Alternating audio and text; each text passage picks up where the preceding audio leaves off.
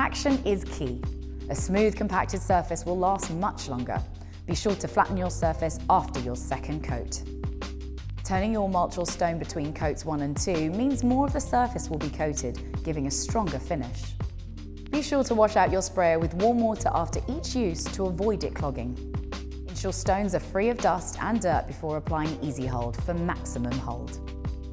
Apply Easihold as per the coverage rate. Applying too much in one application won't give a stronger finish. Warm and dry conditions for 48 hours after application are key for getting the best result. A quick top-up in the spring will keep your surface held all year round. Read the instructions that come with the product. They're full of helpful tips. Use masking tape, cardboard or plastic sheeting to protect the areas around you where you'll be applying Easihold. Or fold out and use the box the product arrives in.